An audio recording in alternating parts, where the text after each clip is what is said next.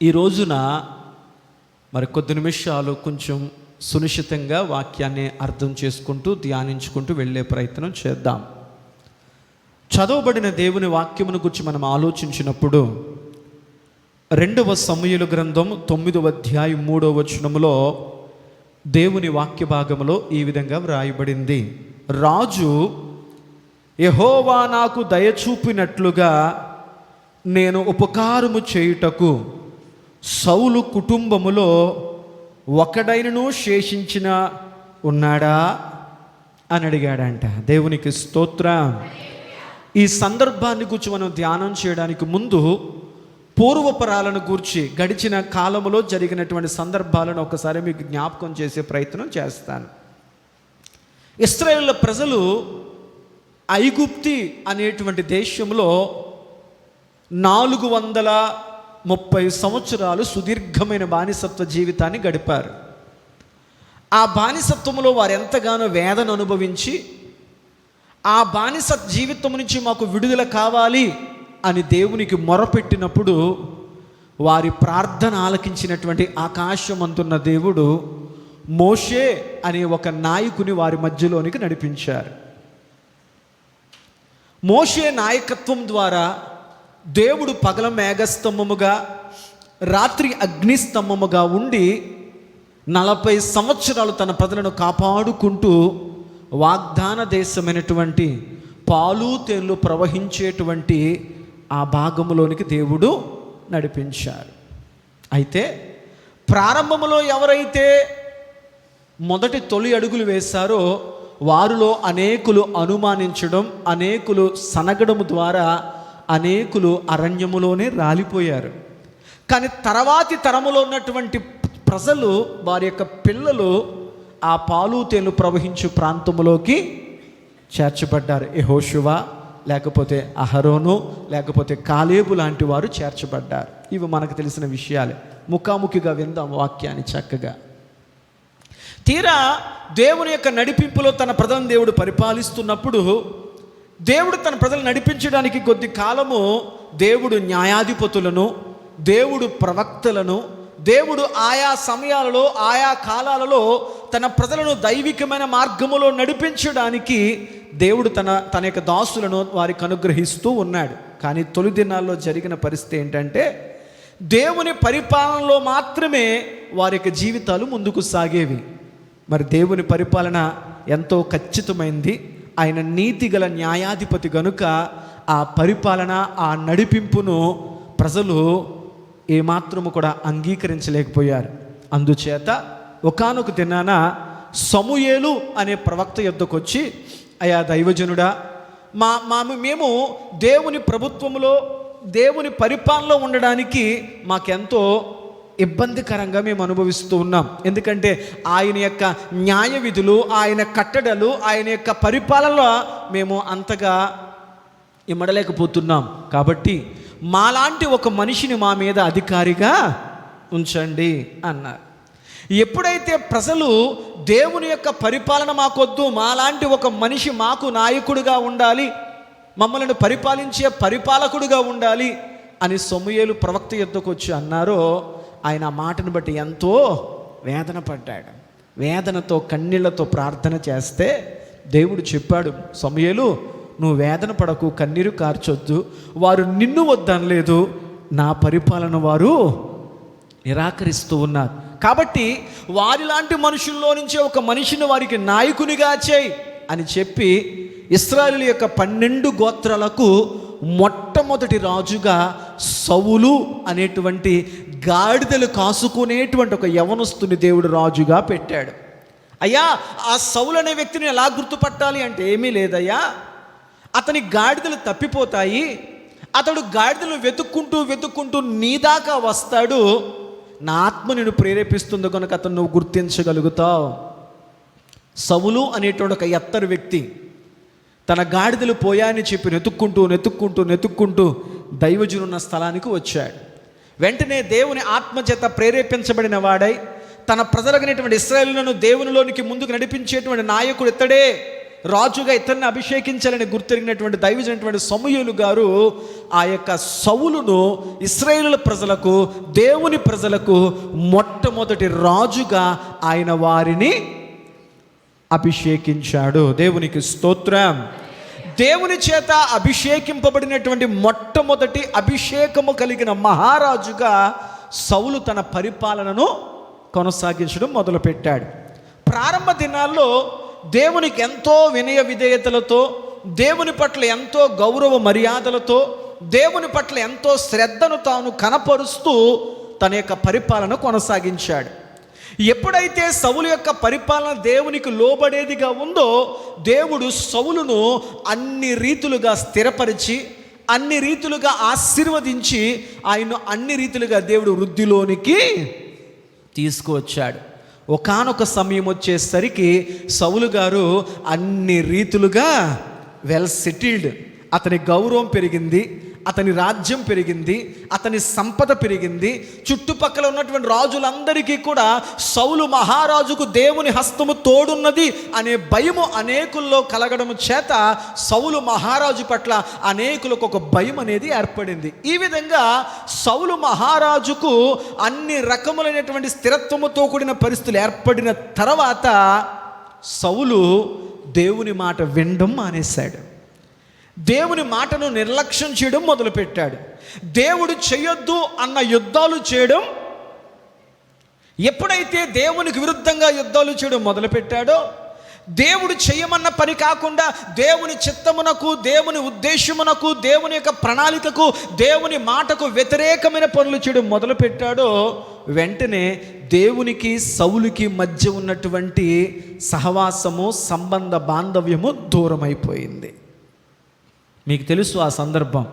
దేవుడు ఒకానొక దేశం మీదకు పంపించి, ఆ దేశమును దేవుడు శపించాడయ్యా, అది దేవుని చేత శపితమైనటువంటి దేశము గనుక సౌలాను వెళ్ళి అక్కడున్నటువంటి సమస్తమును కాల్చే, అది శపితమైనది అని చెబితే, దేవుడు చెప్పిన మాట ప్రకారము కాకుండా, దైవజనుడు చెప్పిన మాట ప్రకారము కాకుండా అతడు అందులో చెడ్డవాటిని, బలహీనమైన వాటిని అన్నిటినీ చంపి ఆ దేశపు రాజును బందీగా తెచ్చాడు. అక్కడ ఉన్నటువంటి పశు సంపదలో మంచి వాటిని తీసుకొచ్చి తన మందలో, తమ దొడ్లో కలిపేశాడు. దేవుడు గుర్తిస్తాడింట్లే అని.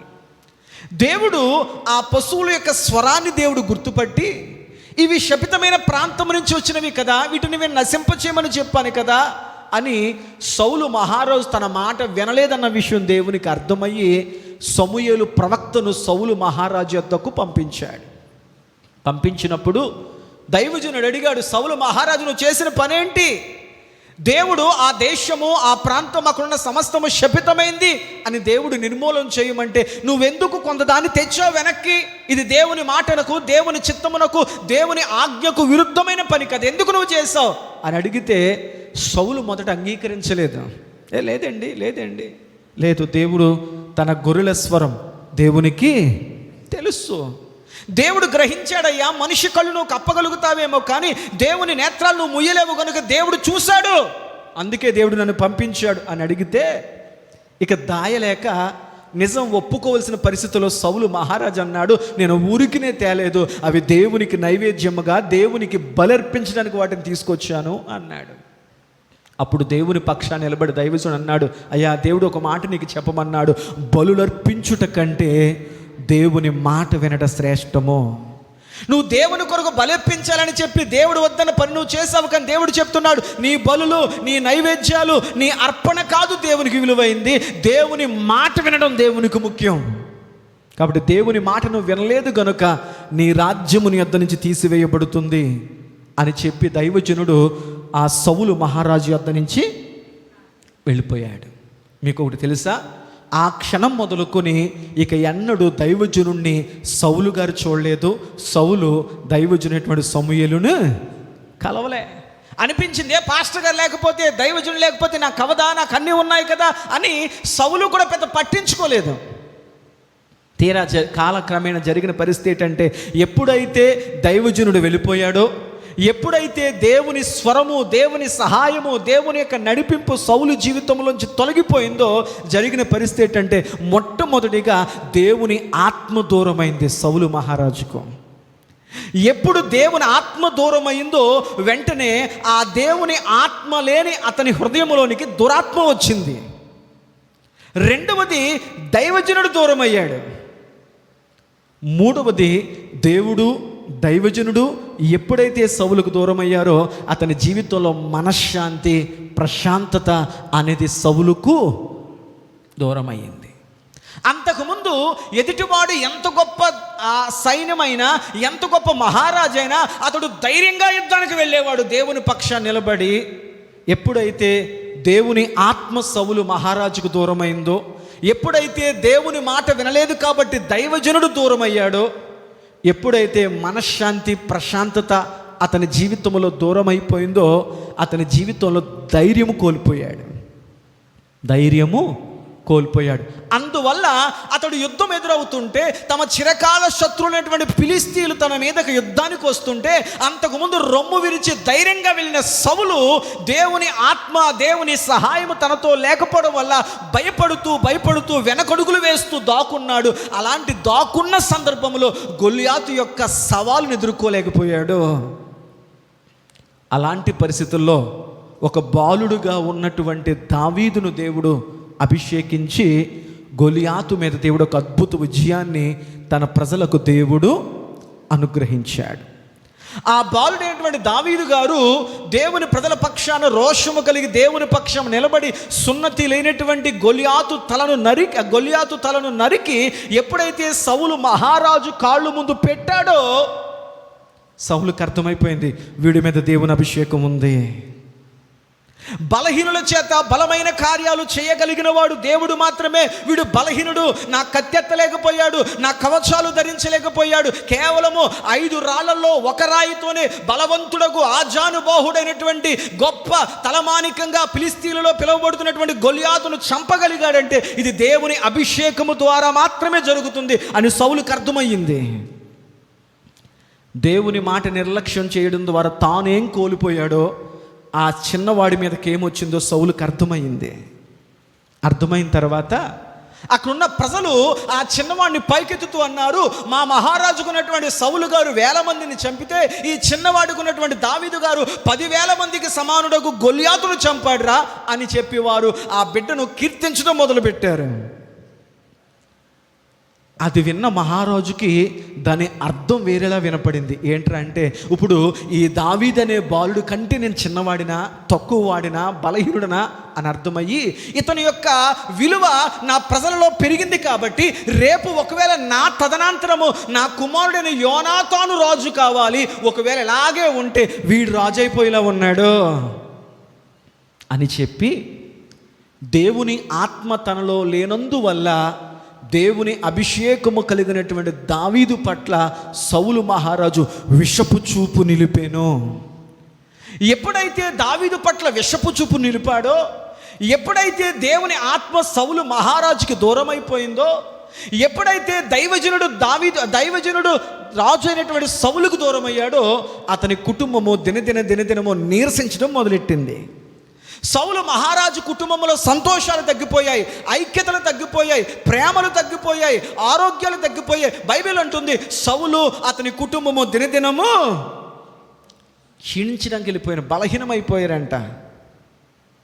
వారి జీవితాలు దినదినము ఆత్మీయ క్షీణతలోకి వెళ్ళిపోయి, నువ్వు రాజువే కదా, ఆస్తులు ఉన్నాయి కదా, అంతస్తులు ఉన్నాయి కదా, ఎందుకలా నీరసపడిపోయావు? ఏమోనండి, దేవుని ఆత్మ ఎప్పుడు నన్ను విడిచిపెట్టి వెళ్ళిపోయిందో అప్పుడు నా జీవితంలో, నా కుటుంబంలో ఒక ఉజ్జీవం పోయింది. దినదినము వారు నీరసిల్లిరి అనుంది వాక్యంలో. ఎప్పుడైతే సౌలు కళ్ళ ముందు దావీదు అనే యవనస్తుడు కీర్తింపబడుతూ, కొనియాడబడుతూ, గుర్తింపు పొందుతున్నాడో వెంటనే అతనిలో ఉన్నటువంటి ఒక దురాత్మ ప్రేరేపణ ఏంటంటే, ఆ యవనస్తుడు బ్రతుకుంటే గనుక నా కుమారుడు తర్వాత రాజు అయ్యే అవకాశము లేదు, కాబట్టి దేవుని అభిషేకమునైనా మనం పక్కకు కొట్టివేద్దాం. ఏది ఏమైనా దేవుని అభిషేకం ఉంటే ఉంది, కానీ అభిషేకం ఉన్న వ్యక్తిని చంపేసి నా కొడుకునేనా తర్వాత రాజుని చేసుకోవాలి యోనాతాను అనుకున్నాడు మహారాజుగా ఉన్నటువంటి. మీకు అర్థమవుతుంది? ఇలా ఉంటున్న సందర్భంలో ఎప్పుడైతే సౌలు మహారాజు మీదకి దురాత్మ వచ్చిందో అతని జీవితంలో అతడు మానసిక వ్యాధిగ్రస్తుడిగా మారిపోయాడు. ఎంతటి మానసిక వ్యాధిగ్రస్తుడిగా మారిపోయాడంటే అతడు ఎప్పుడు దిగాలుగా ఉండేవాడు, ఎప్పుడు ఒంటరివాడిగా ఉండేవాడు, ఎప్పుడు ఏదో కోల్పోయినటువంటి మనోచింతనతో మానసిక ఆవేదనతో బ్రతుకుతుండేవాడు మహారాజు. అతని కళ్ళ ముందు చక్కని వాయిద్యాలు వాయిస్తున్నా ఆ వాయిద్యాలు తనకు ఆనందాన్ని కలిగించేవి కాదు. అతని కళ్ళ ముందు ఎంతోమంది అందమైన స్త్రీలు నాట్యం ఆడుతున్నా ఆ నాట్యం ఇతని కళ్ళకు ఏమాత్రము రమ్యమైనది కనిపించేది కాదు. ఎప్పుడు లోపల ఏదో తెలియని ఒక మదనపాటు, చింత, వేదన అనుభవిస్తూ మానసిక వ్యాధికి గురైపోయాడు. అలాంటి పరిస్థితుల్లో రాజు కృంగిపోతూ ఉంటే అతని మేలు కోరేటువంటి సహచరులు చెప్పారు, అయ్యా మహారాజా నువ్వెంత కృంగిపోతున్నావు కదా, అయితే మాకు తెలిసిన ఒక విషయం ఏంటంటే దావీదు అని ఒక యవనస్తుడు ఉన్నాడు, అతడు ఎవడో కాదు, ఆ రోజు గొల్యాతు అనేటువంటి గొప్ప వీరుని చంపి మన గౌరవ మర్యాదలు నిలబెట్టిన వాడు ఉన్నాడు కదా, యెషయి కుమారులో చిన్న కుమారుడైన దావీదు ఉన్నాడు కదా, అతడు సితారా చాలా బాగా వాయిస్తాడంట, అతన్ని తీసుకొస్తాను, అతడు సితారా చాలా గొప్పగా వాయిస్తాడు, ఆ సితారా వినడం ద్వారానో ఒకవేళ మీరు మానసికమైన రిలాక్స్నెస్ పొందుతారేమో అని అతని యొక్క సలహాదారులు ఇచ్చిన సలహాను బట్టి దావీదును తీసుకురావడం మొదలుపెట్టారు. దేవుని ఆత్మాభిషేకం కలిగినటువంటి దావీదు దేవుని మహిమపరుస్తూ దేవుని స్తుతిస్తూ అతడు సితారా వాయిస్తున్నప్పుడు దేవుని అభిషేకము దావీదు మీద ఉంది కనుక ఆ సితారా వాయిస్తున్నంతసేపు దురాత్మ సౌలు మీదకి వచ్చేది కాదు. అతడు ఎంతో ప్రశాంతత, నెమ్మది, అతని మనసు తెప్పరిల్లేది. దావీదు గారు వెళ్ళిపోయారు, సితారా ఆపేశారు, సౌలు పరిస్థితి మళ్ళీ మామూలు అయిపోయింది. అప్పుడు సౌలు అన్నాడు, ఇలా కాదురా అబ్బాయి, దావీదు ఎప్పుడు నాతోనే ఉండి ఇలా నా ఇంటికి తీసుకొచ్చేయండి అన్నాడు. అతనికి రెండు ఉద్దేశాలు, దయ్యం నా మీదకి వచ్చినప్పుడు వాయింతాడో, రెండవది నేను చంపడానికి నాకు దగ్గరగా ఉంటాడు. ఈ దావీదును చంపడానికి ఎన్నో సందర్భాల్లో అతని మీదకి కత్తినిసిరాడు, అతని మీదకి ఈటునిసిరాడు. వాక్యమును చక్కగా మనం ధ్యానిస్తున్నట్లయితే దగ్గరగా దావీదును చంపడానికి 16 సార్లు ప్రయత్నించాడు. ఎవరో 16 సార్లు అటాక్ చేశాడు మహారాజు. దేవుని అభిషేకం ఉన్నవాడిని చంపాలి. దావీదును చంపకపోతే ఇదిగో నా కుమారుని యోనాతాన్ ఏమైపోతాడు, తర్వాత రాజు అవ్వకుండా అని చెప్పి 16 సార్లు అటాక్ చేశాడు దావీదు మీద. అభిషేకం ఉన్న దావీదుని దేవుడు నిత్యము కాపాడుకుంటూ ఉన్నాడు. కానీ 2 సందర్భాల్లో రాజు బలహీన క్షణంలో దావీదుకు దొరికాడు. పక్కన వారు అన్నారు, అయ్యా నిన్ను 16 సార్లు చంపాలని మహారాజు చూశాడు, ఇదిగో ఇతడు 2 సార్లు నీకు బలహీనంగా దొరికాడు. ఒక గృహలో సంకవర్తిని వెళ్తున్నప్పుడు ఖాళీగా దొరికాడు, రెండవసారి అతడు గృహలో పడుకున్నప్పుడు నీకు దొరికాడు కదా, చంపే అతని గుండెల్లోంచి ఒక ఈటను గుచ్చే అన్నప్పుడు దావీదు అన్నాడు, లేదు అతడు మంచివాడో చెడ్డవాడో తర్వాత విషయం, అతని మీద దేవుని అభిషేకం ఉంది, దేవుని అభిషేకం ఉన్నవాడిని నేను చంపను అన్నాడు. దేవునికి స్తోత్ర. నీకు అర్థమవుతుంది, అంతుపోద్ఘాతమే. ఈ విధంగా సౌలు మహారాజు చేతుల నుంచి తప్పించుకోవడానికి కొండల్లో, కోణాల్లో, అడవుల్లో, ఎడారుల్లో నిద్ర లేకుండా ఎన్నెన్నో రాత్రులు గడుపుతూ బ్రతుకుతూ ఒక విధంగా చెప్పాలంటే దావీదు సైతము సౌలు మహారాజుకు దూరం అయిపోయాడు. దేవుని మాట వినకపోవడం వల్ల సౌలు మహారాజు చేతులు ఏమేమి దూరం అయిపోయాయి? మొదటగా దేవుని ఆత్మ దూరం అయిపోయింది, అంటే దేవుడు దూరం అయ్యాడు. రెండవదిగా దైవజనుడు దూరం అయ్యాడు. మూడవదిగా అతనికి ఊరట కలిగించేటువంటి దావీదు దూరం అయిపోయాడు. ఎప్పుడైతే దేవుని ఆత్మ సౌలులో లేదో అతన్ని ఎవరిని దగ్గర రానివ్వట్లేదు, ఎవరితో ప్రేమగా మాట్లాడటం లేదు, ఎవరితో మమకారం చూపించలేకపోతున్నాడు, ఎప్పుడు చిరాకుగా ఉంటున్నాడు, ఎప్పుడు కోపంగా ఉంటున్నాడు, ఎప్పుడు గసురుతూ ఉంటున్నాడు. దురాత్మ అతని ఎవరిని కూడా కుదురుగా ఉంచనివ్వడమే. కొన్ని సందర్భాల్లో దేవుని ఆత్మ నీతో ఉంటే నువ్వు సంతోషంగా ఉంటావు, నీ పక్క వారిని కూడా సంతోషంగా ఉంచే ప్రయత్నం చేస్తావు.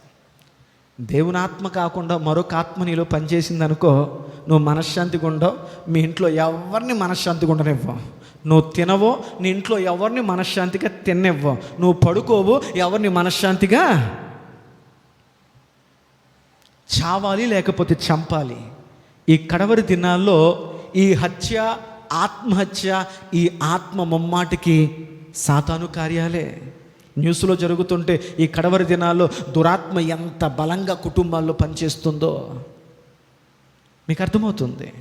ఎప్పుడైతే ఒక్కొక్కరిని దూరం చేసుకుంటూ ఉన్నాడో, ఇలాంటి సందర్భంలో దేవుడు లేడు, దైవజనుడు లేడు, దావీదు గారు లేరు. ఇలాంటి పరిస్థితుల్లో అతడు ఇంకా శత్రువుల మీద యుద్ధానికి దేవుని సహాయము, దేవుని చిత్తం అడగకుండానే యుద్ధానికి వెళ్ళడం మొదలుపెట్టాడు.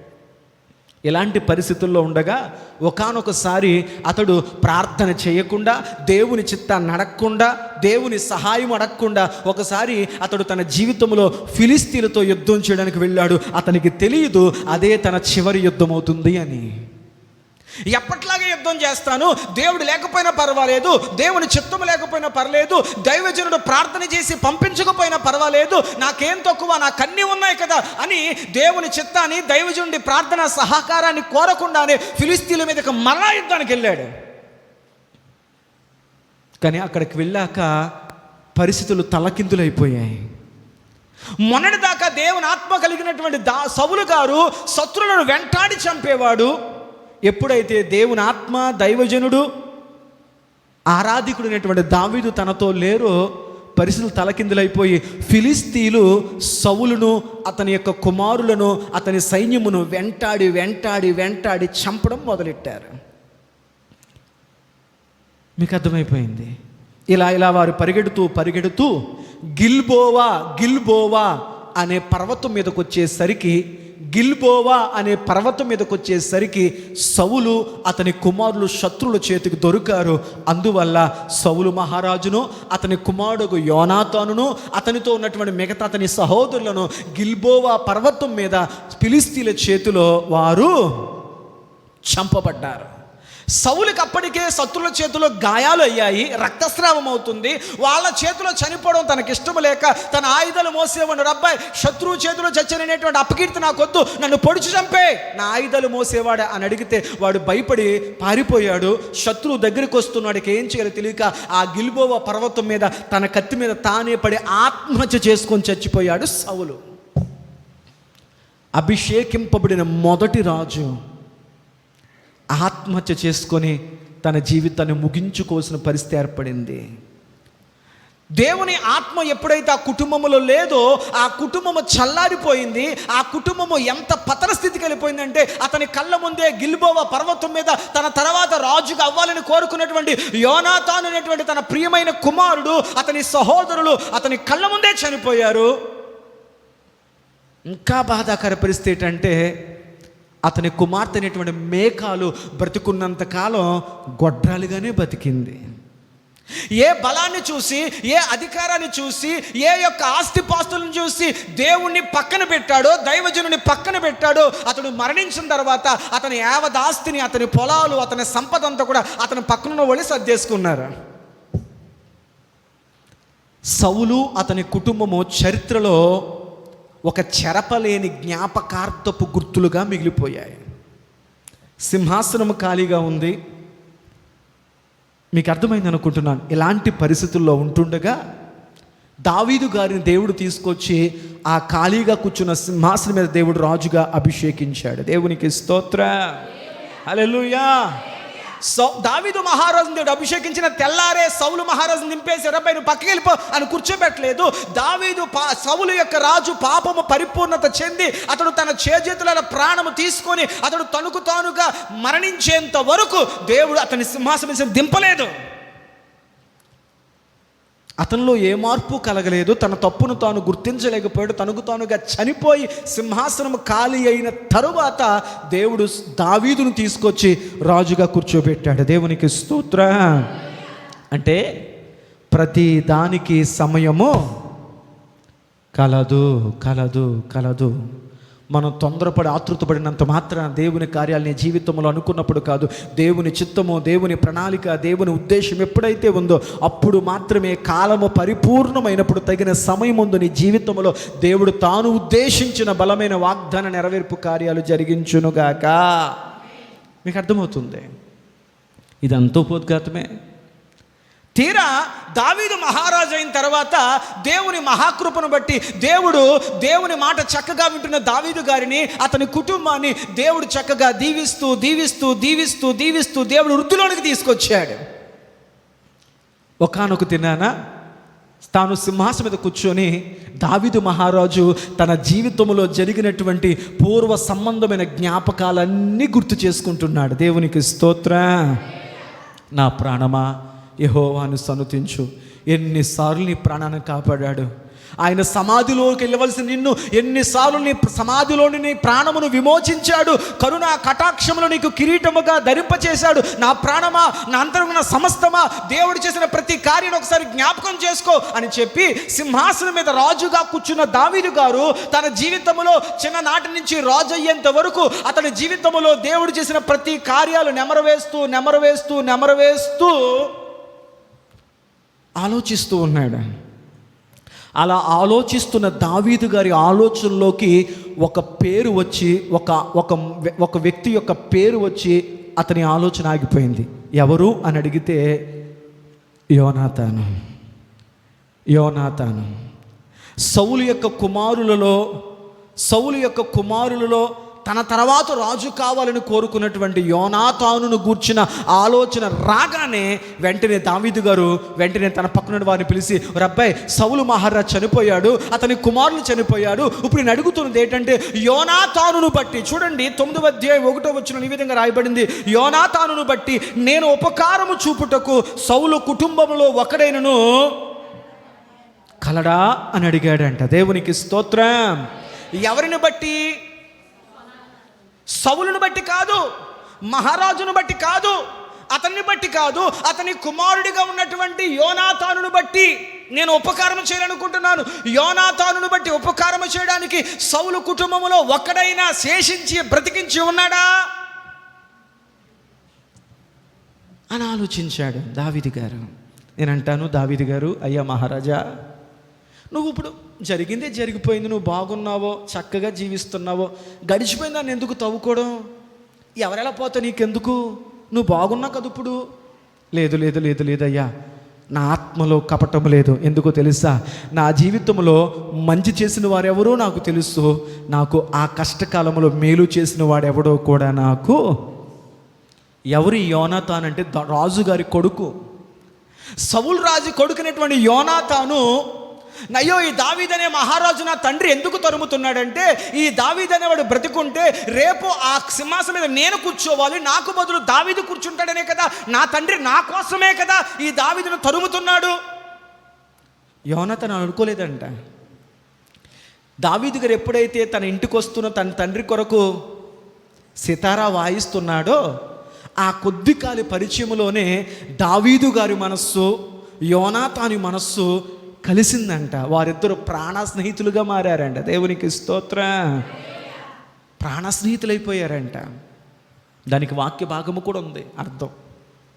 ప్రాణ స్నేహితులుగా మారారంట. అందువల్ల ఎన్నోసార్లు తన తండ్రి అయినటువంటి సౌలు గారు దావీదును చంపాలి అనుకున్నప్పుడు ముందుగానే తెలుసుకున్నటువంటి యోనాతాను దావీదు గారు ఎన్నోసార్లు తన తండ్రి బారిన పడకుండా ఎన్నోసార్లు కాపాడాడు. యోనాతాను తన ప్రాణ స్నేహితుడు తన తండ్రి చేతిలో నుంచి ఎన్నోసార్లు ఒక బాలుడుగా, ఒక బలహీనుడుగా, ఏమాత్రము శక్తి లేని ఒక అసమర్థుడుగా ఉన్న నన్ను కాపాడాడు. కాబట్టి నా స్నేహితులకు యోనాతాను మరణించిన ఈరోజు నేను అన్ని విధాలుగా వెల్ సెటిల్డ్, నేను గొప్ప రాజునైపోయాను, నా చేతికి అధికారం వచ్చింది. అయినప్పటికీ కూడా నా యోనాతానును బట్టి అతని కుటుంబంలో ఎవడన్నా బతుకుంటే చెప్పండి, నా స్నేహితుడైన యోనాతానును బట్టి, ఒకప్పుడు నా కష్టకాలంలో అతడు నన్ను ఆదుకున్న దాన్ని బట్టి, నా ప్రాణము నాకు అతడు చేసిన మేలును బట్టి అతని కుటుంబంలో ఎవరు బ్రతుకును నేను మేలు చేస్తాను, ఎవరైనా ఉన్నాడా అని అడిగాడు. దేవునికి స్తోత్రం. అర్థమైంది. ఇలా అడిగినప్పుడు రాజుగారి దగ్గరికి వచ్చినటువంటి సమాచారం ఏంటయ్యా అంటే 2వ వచనం, సౌలు కుటుంబమునకు సేవకుడిగా, సౌలు మహారాజు అతని కుటుంబము ఉన్నప్పుడు ఆ కుటుంబానికి నమ్మకముగా సేవ చేసేటువంటి ఒక వ్యక్తి ఉన్నాడు. అతని పేరు షీబా అనే ఒక సేవకుడు దావీదు మహారాజా షీబా అనే ఒక వ్యక్తి ఉన్నాడండి. అతడు సౌలు మహారాజు బ్రతుకుండగా ఆ కుటుంబంలో మంచిగా వారికి పరిచయం చేసే నమ్మకమైన సేవకుడు ఉన్నాడండి. అతడు నాకు తెలుసు, అతనికి తెలుస్తుంది, ఒకవేళ తన కౌరు పంపమంటారా? దావీదు గారు వెంటనే షీబాను పిలవండి అని కబురు పంపించాడు. మీకు అర్థమైందా? వెంటనే షీబా దావీదు మహారాజు పిలుస్తున్నారనగానే భయపడుతూ వణుకుతూ షీబా అనేటువంటి సేవకుడు దావీదు గారి దగ్గరికి వచ్చాడు. అప్పుడు జరిగిన సందర్భం ఏంటంటే చూడండి, 2వ వచనములు మనం గమనించగలిగితే, రాజు షేబావు నీవే కదా అని అతన్ని అడిగాను. దేవునికి స్తోత్రం. నీ పేరు షేబాయే కదా, నువ్వు షేబాయే కదా అని అడిగాడు. ఎందుకు అడిగాడంటే దావీదు మహారాజు షేబాను గుర్తుపట్టాడు. ఎందుకంటే ఒకప్పుడు దావీదు గారు ఆ ఇంటిలో వాయిద్యాలు వాయించడానికి వచ్చినప్పుడు ఆ ఇంట్లో అంత పెత్తనం ఎవరిదే? కాలం ఇప్పుడు ఒకేలా ఉండదు కదా. ఒకప్పుడు ఆ ఇంటిలో సితారా వాయించడానికి వచ్చినటువంటి ఒక చిన్నవాడు, అప్పుడు షేబా ఇల్లంతటిలో కూడా ఆధిపత్యము చేసే పెద్ద పనివాడు. ఈరోజు ఆ షేబా ఏ దిక్కు లేనివాడిగా ఉన్నాడు. ఇతను ఆనాటి చిన్నవాడు ఈరోజు రాజు అయిపోయాడు. దేవునికి స్తోత్రం. కాలం ఎప్పుడు ఒకలా ఉండదు, పరిస్థితులు ఎప్పుడు ఒకలా ఉండవు. అందుకే పెద్దలు అంటారు, వాళ్ళ బళ్ళు అవుతాయి, బళ్ళు మొదటివారు కడపటివారు అవుతారు, కడపటివారు మొదటివారు అవుతారు. ధనవంతులు పేదవాళ్ళు అవుతారు, పేదవాళ్ళు. ఈ లోకములు ఏది నమ్మకమైంది కాదు, కాలం అన్నిటినీ మారుస్తుంది. అలాంటి షేబాను దావీదు మహారాజు గుర్తుపట్టాడు. ఎందుకంటే ఒకప్పుడు నేను సితారా వాయింతకు మీ ఇంటికి వచ్చినప్పుడు మిమ్మల్ని నేను చూశానండి, మీరు నాకు తెలిసిండి. ఒక గొప్ప మహారాజు షేబాను గుర్తుపట్టాడు. ఈరోజు బాధాకరమేంటి తెలుసా? ఒక 4-5 రూపాయలు జోబీలోకి వచ్చేసరికి ఎవరు గుర్తుపట్టేలా లేరు. వాళ్ళు మన చుట్టమే, మన బంధువులే, మన రక్త సంబంధికులే, మన ఆత్మీయులే, ఆఖరికి మన తల్లిదండ్రులే. 4 రూపాయలు చేతికి వచ్చేసరికి పలకరింపులు లేవు, గుర్తింపులు లేవు. వారు మనకు తెలిసిన వారు అన్న ఆలోచన కూడా, నా ప్రపంచం మారిపోయిందండి డబ్బు వల్ల, నా ఆలోచన మారిపోయిందండి, నా సర్కిల్ మారిపోయిందండి, నా స్థాయి, నా హోదా మారగానే అన్నీ మారిపోయాయి, నా గతంతో పని లేదు అని దావీదు అనుకోలేదు. కానీ తాను ఒకానొకప్పుడు బలహీన స్థితిలో ఉన్నప్పుడు తనకు పరిచయం ఉన్నటువంటి షేబాను గుర్తుపట్టి ముందు మహారాజే లేసి అన్నాడు, నీ పేరు షేబా కదా. ఎప్పటికీ గతాన్ని మర్చిపోకూడదు. దేవునికి స్తోత్రం. అందుకు దావీదు దేవుని హృదయానుసారుడయ్యాడు. ఈ సుగుణాలను బట్టి నాకు లెక్కలేని తనమేంటి, నేను ఎవరిని పట్టించుకోనండి, నాకెవరితో పని లేదండి, ఒకప్పుడు నాకు తెలిసి ఉండొచ్చు, ఇప్పుడు నా స్థాయికి, స్తోమతకు, హోదాకాడు సరిపోడు అని అనుకోలేదు దావీదు. షేబాను గుర్తుపెట్టి వెంటనే పలకరించాడు, నీ పేరు షేబాయే కదా. వెంటనే షేబా అన్నాడు, అవునయ్యా నీ దాసుడకు నేను షేబానే. మీకు అర్థమవుతుంది. అప్పుడు దావీదు మహారాజు అన్నాడు, యోనాతానును బట్టి, ఇక్కడ ఒక మాట చెప్తాడు, మన మూలవాక్యం చూడండి 3వ వచనంలో, రాజు యెహోవా నాకు దయ చూపునట్లుగా, ఇదిగో దేవుని దయ వల్ల, దేవుని కృప వల్ల, దేవుడు నా మీద దయ చూపడం వల్ల, ఇదిగో ప్రాణభయంతో అరణ్యములో, కొండల్లో, కోనల్లో పారిపోతున్న నన్ను, గొర్రెలు కాసుకునే ఒక సామాన్యుడకు నన్ను దేవుడు తీసుకొచ్చి నా మీద దయ చూపించి ఇంత గొప్ప మహారాజుగా దేవుడు నాకు చేశాడు. దేవుడు నాకు దయ చూపించాడు కాబట్టి నేను కూడా ఇతరుల మీద దయ చూపుదాం అనుకుంటున్నాను. దేవునికి స్తోత్రం. నేను బాగున్నాను కాబట్టి ఇతరులు కూడా బాగుండాలని కోరుకుంటున్నాను.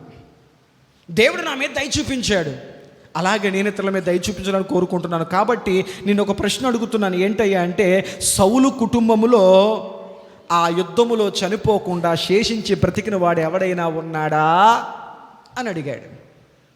అర్థమైంది. దానికి సమాధానంగా ఆ షేబా చెప్పిన మాట ఏమిటయ్యా అంటే, అయ్యా షేబా గారు చెప్తున్న మాట ఏమిటంటే, అయ్యా మహారాజా, యోనాతానుకు కుంటి కాళ్ళు కలిగిన ఒక కుమారుడు ఉన్నాడు అని చెప్పాడు.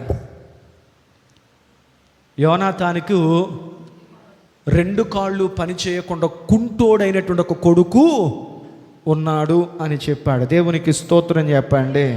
హల్లెలూయా. అంటే ఆ కుంటు అబ్బాయి ఒకనాటి రాజుగారి యొక్క మనవడు. మీకు అర్థమైందా?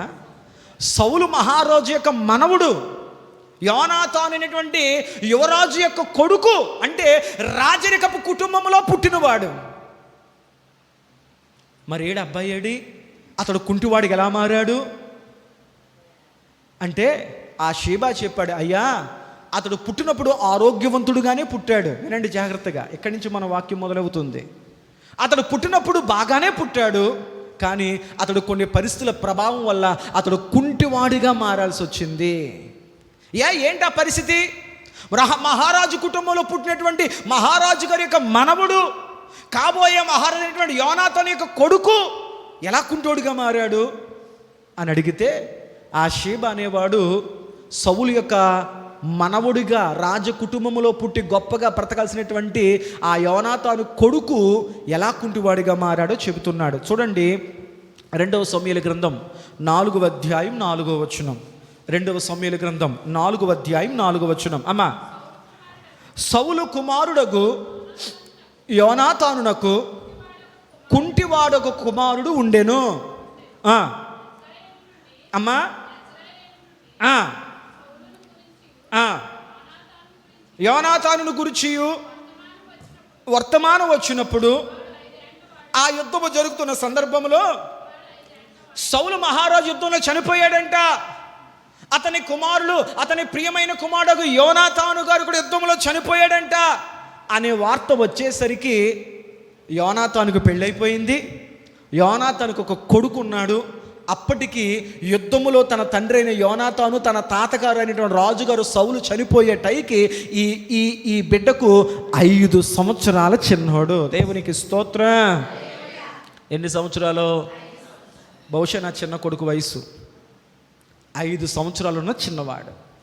ఈ రాజమందిరములో ఈ చిన్నబిడ్డను ఎత్తుకున్నటువంటి దాదికి ఈ వార్త వినపడింది. ఆ పసిబిడ్డను ఆలనా పాలనా చూసేటువంటి ఆయాకు ఈ వార్త వినపడింది. ఏంటి ఆ వార్త అంటే, యుద్ధం జరిగిందంట ఫిలిస్తీన్లతో.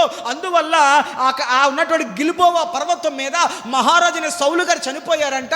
ఈ పసిబిడ్డ తండ్రి అయినటువంటి యోనాతాను చనిపోయాడంట. సింహాసనం ఖాళీగా ఉంది. కాబట్టి ఫిలిస్తీన్లు ఎప్పుడైనా కానీ మరలా ఈ దేశం మీదకి వచ్చి వారసుడుగా ఉన్నటువంటి ఈ 5 సంవత్సరాల బిడ్డను కూడా చంపేస్తారు అన్న వార్త ఎవరికి అందింది? దాది కందింది, ఆయా కందింది. అప్పుడు ఈ ఆయా అనుకుందంట, ఈ పసిబిడ్డ ఎక్కడే ఉంటే ఈ పసిబిడ్డను కూడా ఫిలిస్తీన్లు చంపేస్తారేమో, శత్రుశేషం లేకుండా చేస్తారేమో.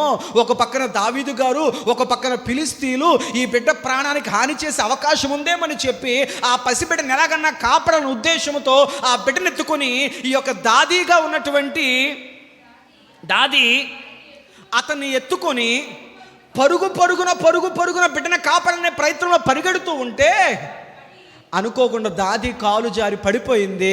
ఆ దాది అయినటువంటి ఆమె చేతిలో నుంచి ఈ రాజుగారి మనవడైనటువంటి ఈ బిడ్డ, 5 సంవత్సరాల బిడ్డ పడిపోయాడు. ఎప్పుడైతే ఈమె చేతిలో నుంచి ఆ బిడ్డ పడిపోయాడో ఆ ప్రమాదంలో 5 సంవత్సరాల బిడ్డకున్నటువంటి వ్యక్తికి 2 కాళ్ళు విరిగిపోయాయి. తాతగారు చనిపోయాడు, తండ్రి చనిపోయాడు, దిక్కులోనోడు అయిపోయాడు. 2 కాళ్ళు. ఆ బిడ్డ జీవితం ఒక చీకటికరమైన వేదనకరమైన అనుభవం గుండా వెళ్ళిపోయింది. ఇంతగా ఆ బిడ్డ పేరేంటి? అతని పేరు మెఫీబోషెతు. దేవునికి స్తోత్రం చెప్పండి. హల్లెలూయా. దావీదు గారికి అందిన వార్త ఇది. అతని దాది అతన్ని కాపాడదామనే చేసిన ప్రయత్నములో ఆమె పడిపోవడం చేత ఆమె చేతిలో నుంచి జారి పసిబిడ్డ పడిపోయాడు. 5 సంవత్సరాల బిడ్డ పడిపోయాడు. ఆ ప్రమాదంలో ఈ బిడ్డ యొక్క 2 కాళ్ళు విరిగిపోయాయి. అతని పేరు మెఫీబోషెత్.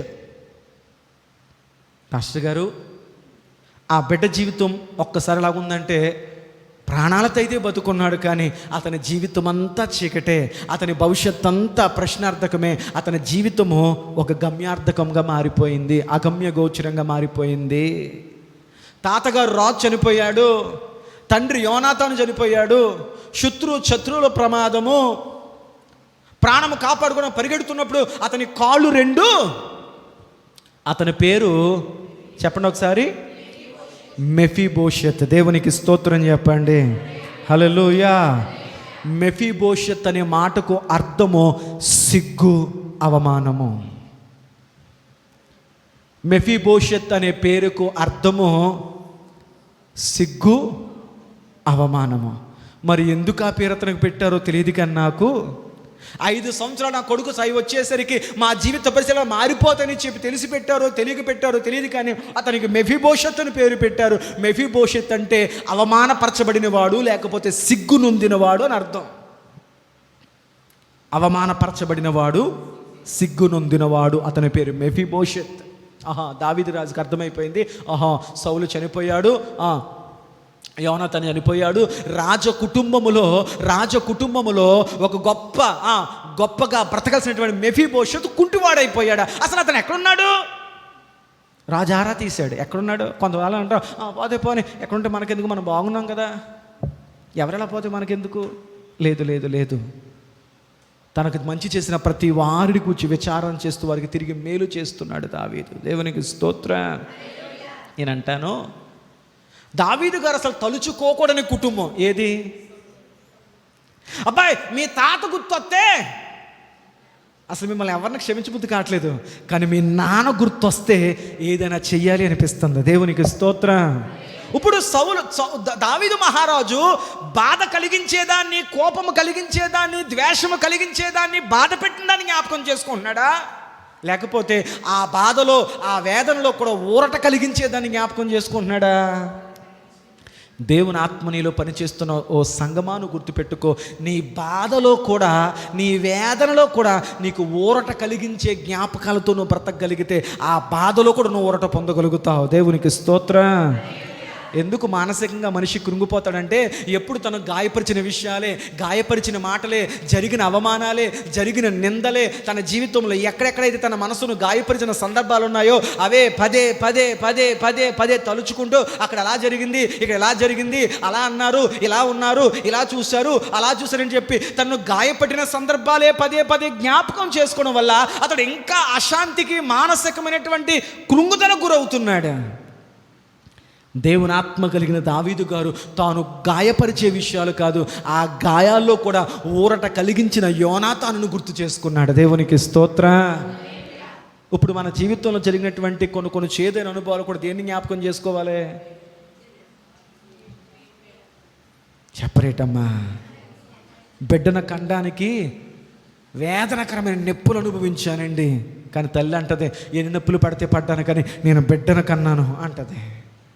ఆ బిడ్డను కన్నాను అనేటువంటి ఆనందంలో అంతకుముందు పడిన నొప్పులు బాధ అంతా మర్చిపోద్ది. హల్లెలూయా. అంటే దేవుని ఆత్మ కలిగిన ఒక వ్యక్తిగా నీ ఆలోచన విధానం ఎలా మార్చబడాలంటే, నీ జీవితంలో చేదైన అనుభవాల్లో, చేదైన జ్ఞాపకాల్లో కూడా దేవుడు నీకు ఊరట కలిగించే సందర్భాలు, ఊరట కలిగించే సన్నివేశాలు ఏవైతే ఉన్నాయో అది మాత్రమే నీ మనసులో మెదలగలిగితే నువ్వు మరలా ఒక మానసికమైన ధైర్యాన్ని, ఊరటను పొందగలుగుతావు. సౌలు మహారాజును గుర్తు చేసుకుంటే ఇష్టపడలేదు, కానీ అతనికి ఊరట కలిగించిన యోనాతానును బట్టి సౌలు కుటుంబంలో ఎవరైనా ఉన్నారా అని ఎంక్వైరీ చేశాడు. ఒక కుంటివాడుకు మనవడు ఉన్నాడు సౌలు గారికి. అతని పేరు మెఫీబోషెత్.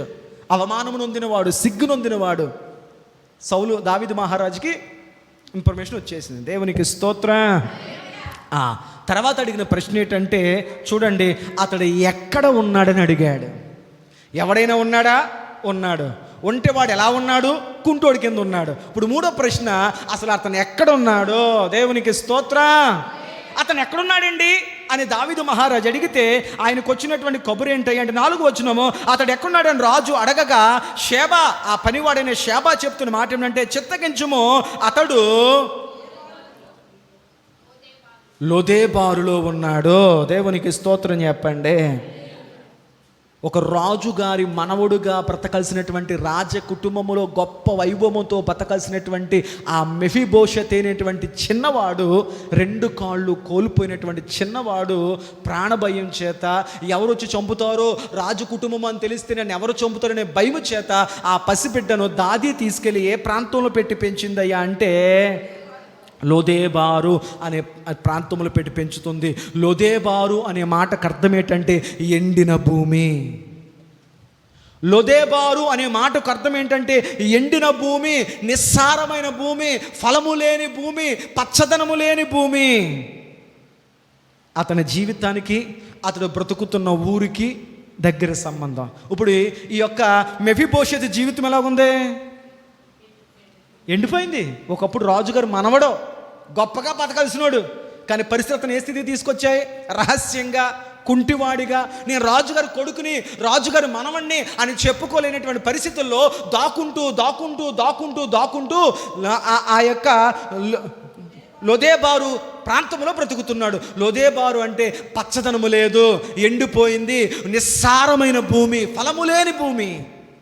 అలాంటి ఫలము లేని, ఎండిపోయిన, సారము లేని భూమిగా ఉన్నటువంటి లోదేబారులో రాజుగారి మనవడు భయపడుతూ దాక్కుంటూ బతుకుతున్నాడు. రాజు మనసుకు బాధ అనిపించింది. అబ్బా, ఎలా బతకాల్సినవాడు, ఎలా బతుకుతున్నాడు? ఎండిపోయిన భూమిలో బతుకుతున్నాడా?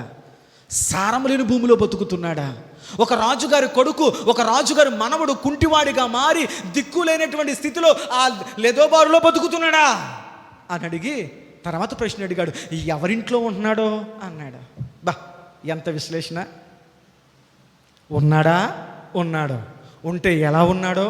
కుంటోడుగా ఉన్నాడో. ఆ కుంటి వ్యక్తి ఎక్కడుంటున్నాడో? పలానా ఊర్లో ఉంటున్నాడు. ఎవరింట్లో ఉంటున్నాడో? దేవునికి స్తోత్రం. ఆ తర్వాత అతనికి అందిన వార్త ఏమిటయ్యా అంటే, అతడు మాకీరు ఇంట ఉన్నాడని రాజుతో అనెను. ఎక్కడున్నాడంట? మాకీరు అనేవాడి ఇంట ఉన్నాడు. మాకీరు అనే మాటకు అర్థము అప్పుల ఇల్లు. మాకీరు అనే మాటకు అర్థము అప్పుల ఇల్లు. ఇప్పుడు ఒక్కసారి వెనక్కి వద్దాం.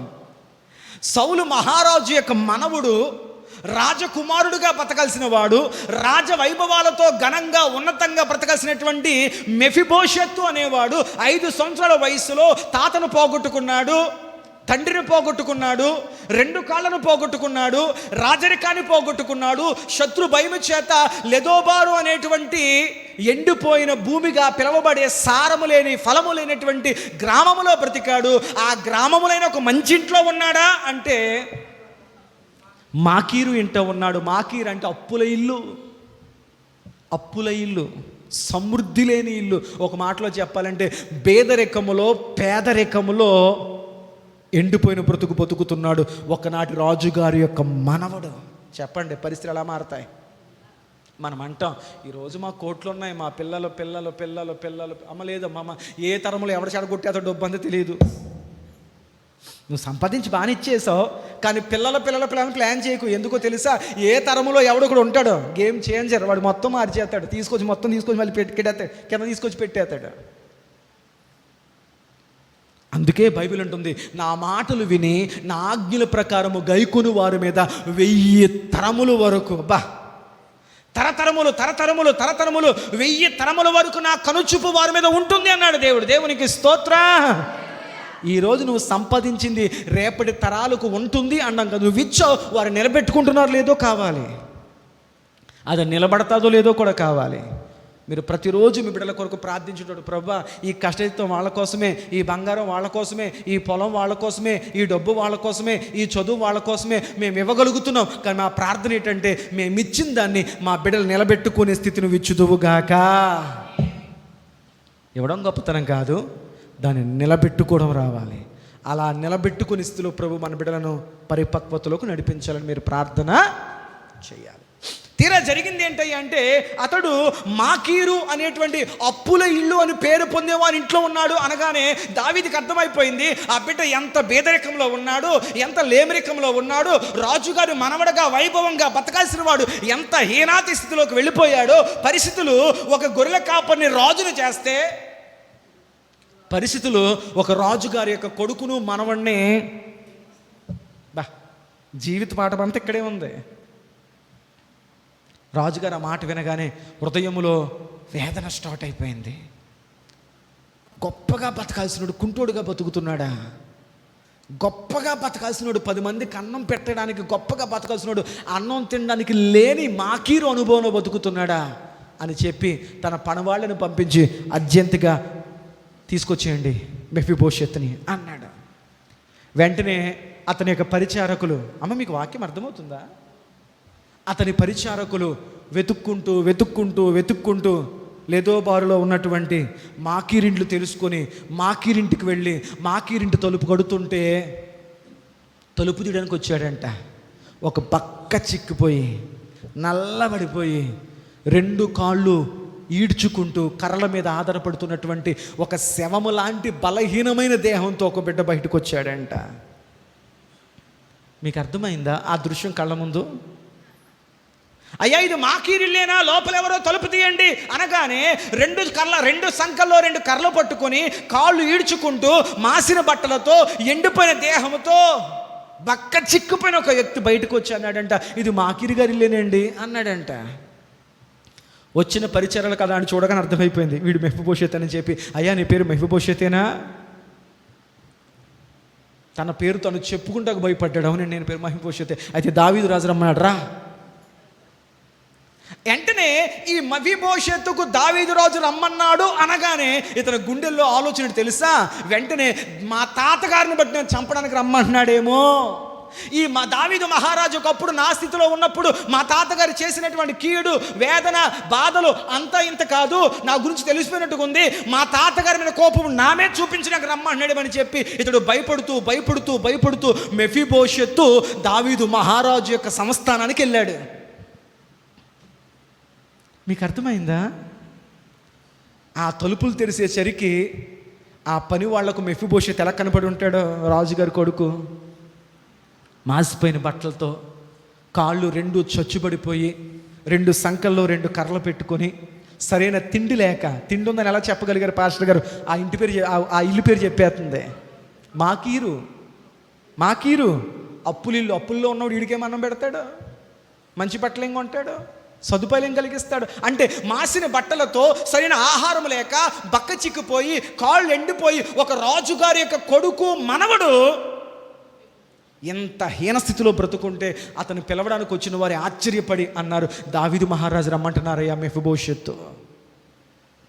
మెఫీబోషెతు గుండె జారిపోయింది. అయ్య బాబోయ్, దావీదు మహారాజుకు మా తాతైన సౌలు గారు చేసినటువంటి ఆ ద్రోహమంతా గుర్తుపెట్టుకొని ఇప్పుడు నాకేదన్నా కీడు చేయడానికి నేను రమ్మంటున్నాడేమని చెప్పి భయపడుతూ ఆ పరిచారకులతో రాజుగారి దాకా వెళ్ళాడు. దేవునికి స్తోత్రం.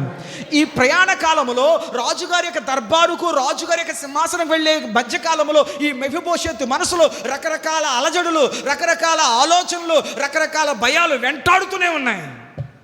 ఇక నా బతుకు అయిపోయింది, ఇక నా జీవితం అయిపోయింది, ఇప్పుడు దాకా కిందో మీద పడి ఒక కుంటోడు కన్నా బతుకుతున్నాను, ఇక ఈ రోజుతో నా బ్రతుకు ఎలా చంపుతాడో ఏంటో మా తాతగారిని బట్టి. తీరా మెఫీబోషెతు దావీదు ముందుకెళ్ళి నిలబెట్టేసరికి అతన్ని చూసి దావీదుకు దుఃఖం ఆగలేదంట. దేవునికి స్తోత్ర. ఎంత గొప్పగా బతకాల్సిన వాడివయ్యా, ఏ స్థితిలోకి వెళ్ళిపోయావయ్యా అని చెప్పి దావీదు మెఫీబోషెతుని బట్టి ఎంతో వేదన పడ్డాడు. ఎందుకంటే అతడు నిలబడలేని స్థితిలో ఉన్నాడు. ఇక్కడ ఒక మాట చెప్తాను మీకు ఆత్మీయ పాఠంగా. పరలోకం ముందు ఉన్నటువంటి దేవాది దేవుడు కూడా ఎప్పుడైతే ఏదైనా తోటలో మానవుడు దేవుని యొక్క కృపను పాడు చేసుకుని అంత గొప్ప రక్షణను, అంత గొప్ప రక్షణ వస్త్రమును, అంత గొప్ప దైవిక సహవాసమును, ఏదైనా తోట అనేటువంటి సమృద్ధివంతమైన స్థితిని కోల్పోయి మానవుడు బయటకు వచ్చి పాపము చేత, శాపము చేత ఏడవబడి దినదినము పతనమవుతూ పాపపు సంఖ్యలలో బంధింపబడిన మానవుని యేసుక్రీస్తు ప్రభు చూసేసరికి యేసయ్య మనసు ఎంతో వేదన చెందిందంట. ఎంత గొప్పగా బతకాల్సిన వారురా, దేవుని పోలికలో, దేవుని రూపంలో ఆయన జీవాన్ని పొందుకొని ఏదైనా తోటలో గొప్పగా బతకాల్సిన మీరు, రాజుగారు కుమార్తెలుగా గొప్పగా వెలుగొందాల్సిన మీరు ఆ పాప స్థితిని బట్టి ఏ స్థాయికి మీరు వెళ్ళిపోయారని చెప్పి ఆనాడు మెఫీబోషెతును చూసి దావీదు ఏమనుకున్నాడో ఈనాడు పాపములో బతుకుతున్న మానవుని చూసి యేసుక్రీస్తు ప్రభు కూడా అలాగే వేదన పడ్డాడు. మెఫీబోషెతుకి ఏదైనా చెయ్యాలి అనుకున్నాడు దావీదు. నశించిపోతున్న మానవునికి ఏదైనా చెయ్యాలి అనుకున్నారు యేసుక్రీస్తు ప్రభువారు. దేవునికి స్తోత్రం. ప్రజలు మరిచిపోయిన మెఫీబోషెతును నెతికించాడు దావీదు. నశించిన దాన్ని వెతికి రక్షించడానికి వచ్చాడు యేసు ప్రభు. లింక్ అర్థమైందా? అర్థం కాలేదా? అర్థమైంది. అంటే ఇప్పుడు మెఫీబోషెతు స్థానములు ఎవరున్నారో మనమున్నాం. నశించిపోతున్న మానవుడు ఉన్నాడు. నశించిన దాన్ని వెతక రక్షించడానికి యేసయ్య లోకానికి వచ్చాడు. ఆయన గొప్ప రాజు అయ్యుండి ఆయన నన్ను వెతికాడు, నన్ను పట్టుకున్నాడు. ఆయన గొప్ప దావీదు గొప్ప మహారాజు అయ్యుండి ఎక్కడో కనుమరుగైపోయిన మెఫీబోషెతును పట్టించుకొని తీసుకొచ్చారు. దావీదు మహారాజు ముందు నిలబడినప్పుడు అతని స్థితిని చూసి ఆయన వేదన పడ్డాడు. పాపిస్తులో బతుకుతున్న మనిషిని చూసి యేసయ్య అంతకంటే పరితాపమునందాడు. మెఫీబోషెతును చూసి త్వరగా ముందుకు వెళ్ళిపోతాం, టైం అయిపోతుంది. మెఫీబోషెతు పరిస్థితి ఏంటో తెలుసా? అతను కొన స్థితి ఏంటో తెలుసా? ఏ మాత్రము కూడా రాజుగారు ముందుకొచ్చి నిలబడే అర్హత ఎవరికి లేదు. మాట్లాడండి చివరిగా. మెఫీబోషెత్తుకి లేదు. ఎందుకు లేదు? ఎందుకు లేదంటే అతడు ఒక ద్రోహి కొడుకు, రాజుగారిని బాధ పెట్టిన వాడి కొడుకు, మనవడు. కాబట్టి అతడు కుంటివాడు, అతనికి వెనకాల ఏ బ్యాక్గ్రౌండ్ లేదు. కాబట్టి మెఫీబోషెత్తు రాజుగారి సన్నిధికి రావడానికి అతనికి ఏ అర్హత లేదు. ఈనాడు సరైన ప్రార్థనా జీవితంలో నిలబడలేక, విశ్వాస జీవితంలో నిలబడలేక, భక్తి జీవితంలో నిలబడలేక, పవిత్ర జీవితంలో నిలబడలేక చాలామంది దేవుని నమ్ముకున్న వారు సైతము ఆత్మీయ కుంటితనములో బతుకుతున్నారు. బైబిల్ అంటుంది, తాను నిలుచున్నాను తలంచువాడు పడిపోకుండా చూసుకోండి. ఎందుకంటే ఈనాడు అనేక మంది ప్రార్థనా జీవితంలో నిలబడలేక కుంటి వాళ్ళగా పడిపోతున్నారు, ప్రార్థనలో పడిపోతున్నారు. ఒకప్పుడు ఏంటి, చాలా బాగా ప్రార్థన చేసేదాన్ని, ఇప్పుడు పడిపోయాను. ఒకప్పుడు బాగా పాటలు పాడేదాన్ని, ఇప్పుడు పడిపోయాను. ఒకప్పుడు దేవుల్లో ఎంతో మండుతుండేదాన్ని, ఇప్పుడు పడిపోయాను. అంటే ఈనాడు అనేక మంది ఆత్మీయ మెఫీబోషెత్తులు పడిపోయిన కుంటి వాళ్ళగా ఉన్నారు ఆత్మీయ జీవితాల్లో. అర్థమైంది?